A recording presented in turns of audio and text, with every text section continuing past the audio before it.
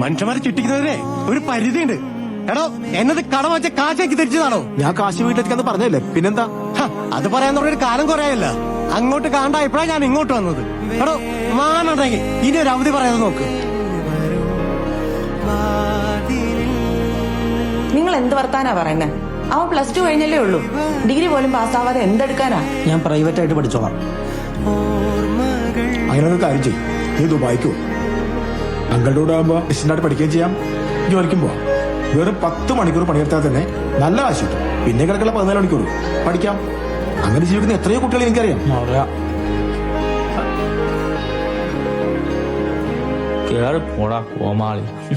Bye bye. ഞാനാച്ചത് അങ്ങോട്ട് കയറ്റിവിടാൻ തീരുമാനിച്ചു. ഇങ്ങോട്ടോ? എന്തിന്? ഇവിടെ എന്നിട്ട് വലിയ കാര്യമൊന്നുമില്ല. അവര് UK പോണോ? UK പോകാനുള്ള കാശ് അച്ഛനെടുത്ത് വെച്ചിട്ടുണ്ടാ. നീ ഇങ്ങോട്ടൊന്നും വരണ്ട, അവിടെ നിന്ന് പഠിച്ചാ മതി. ഇവിടെ വന്നിട്ട് എന്ത് ചെയ്യാനാ?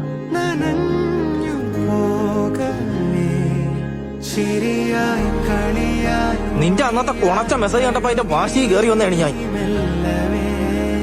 എന്തോന്ന് ഉണച്ച മെസ്സേജ്? നീ അയച്ചില്ലേ, നീ ഇങ്ങോട്ടൊന്നും വരണ്ട, അവിടെ നിന്ന് പഠിച്ചാ മതി, ഇങ്ങോട്ട് വന്നിട്ട് എന്ത് ചെയ്യാനെന്നൊക്കെ.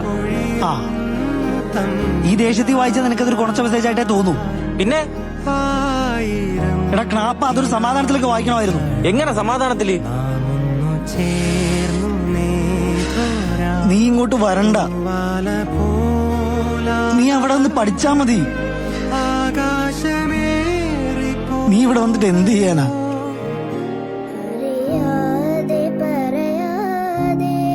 ഞാൻ എന്തായാലും ഇവിടെ വന്ന് പെട്ടു. നീയും കൂടി ഇവിടെ വന്ന് ഈ വെയിലത്ത് കിടന്ന് പുഴുക്കണ്ടെന്ന് വിചാരിച്ചാണ് വരണ്ടെന്ന് പറഞ്ഞത്. അപ്പോഴേക്കും നീ അച്ഛന്റെ വാക്കും കേട്ട് പെട്ടിയെടുത്തിങ്ങോട്ട് കയറി പോന്നു. അങ്ങേർക്ക് അവിടെ കാലും കെറ്റി ടിവിയും കണ്ട് കട്ടൻ ചായ മിച്ചറും കഴിച്ചിരുന്നാ മതി. ഒരു പണിക്കും പോവാണ്ട് ഓരോരുത്തരും 4 പാടൊന്നും കടവും വാങ്ങി വെച്ചിട്ടുണ്ടല്ലോ. ആ വീട് ഓടുന്നതിന് നമ്മുടെ അമ്മ ചീര വിറ്റും ചിട്ടി പിടിച്ചൊക്കെയാണ്.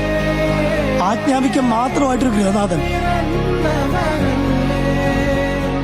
നമ്മൾ രണ്ടുപേരും ഇവിടെ നിന്നാ രണ്ടുപേരുടെയും ജീവിതം കരിഞ്ഞു പോകും. അതുകൊണ്ട് നീ നാട്ടിൽ പോയി എന്തേലും കോഴ്സ് പഠി. കോഴ്സ് തുലിക്കാൻ നിന്റെ അച്ഛൻ തരുമോ പൈസ? നീ നാട്ടിൽ പോയി എന്തേലും പഠിക്കും. ഞാൻ ഇവിടെ നിന്ന് ജോലി ചെയ്തിട്ട് കാശ് അയച്ചു തരാം. ഓ, നീ എനിക്ക് വേണ്ടി അങ്ങനെ വലിയ ത്യാഗമൊന്നും സഹിക്കണ്ട. ചേട്ടനെ പഠിപ്പിക്കാൻ വേണ്ടി മണലാരണ്യത്തിൽ കിടന്ന് കഷ്ടപ്പെടുന്ന കൊള്ളാം. പുതിയ ത്യാഗമൊന്നും അല്ല, നിനക്കല്ലേ ഏജ് ഓവറാവുന്നത്. അതുകൊണ്ട് നീ പഠിച്ചിട്ട് എന്തെങ്കിലുമൊക്കെ ജോലിയൊക്കെ വാങ്ങിച്ചിട്ട് എന്നെയും കൂടെ എന്തെങ്കിലും പഠിപ്പിക്കും.